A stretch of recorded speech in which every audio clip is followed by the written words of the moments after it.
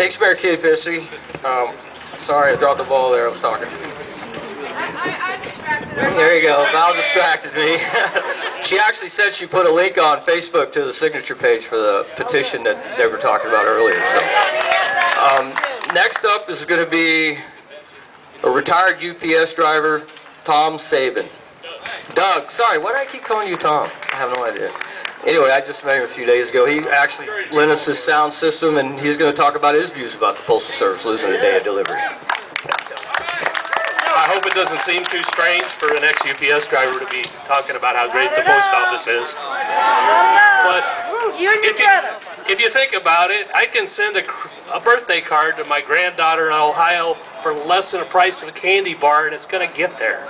I can mail my bills and be absolutely sure that they're going to get there on time, and that I'm not going to have my credit rating ruined, and I'm not going to have some problems with the mail.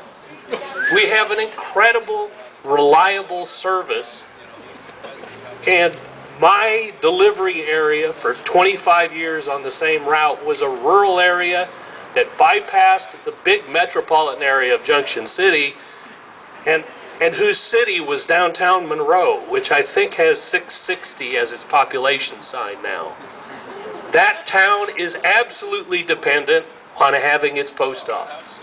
And the people in that town are dependent on that post office. There's another little post office in Cheshire. I would deliver small packages to the post office so they could finish delivering because my company didn't believe it was profitable enough for me to have them in my hands. And I watched that evolution over a 30-plus year career.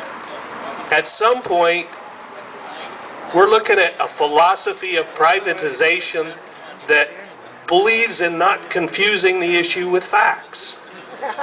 I mean, why can't a post office that really is operating well, efficiently, and making money, why do we bleed it and try and pretend that it has a problem that doesn't exist?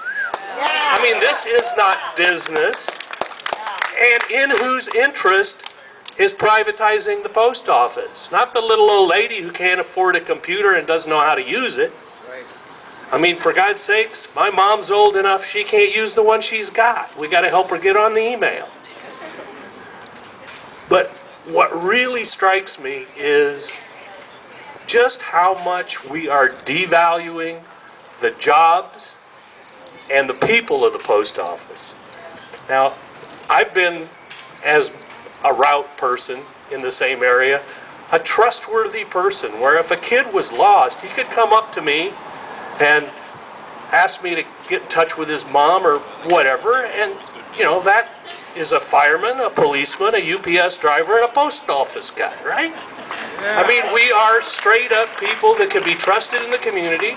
My post office delivery person at my home in the River Road neighborhood, he's another set of eyes in a neighborhood that has crime issues. At some point, the presence of all of these wonderful people in our community is a huge asset.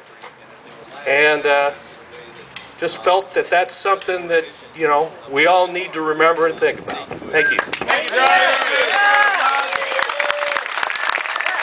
Thank you, Doug. Appreciate that. Next speaker up is going to be a retired letter carrier. He was a Portland letter carrier and retired and moved to Eugene. Lucas Murphy. Thank you, Rick. I appreciate this chance to speak on behalf of retired letter carriers. I've been retired for 15 years, and I'm speaking primarily for 6-day delivery. I need my meds available 6 days a week. If you think I look bad now, you should see me if I don't get my meds.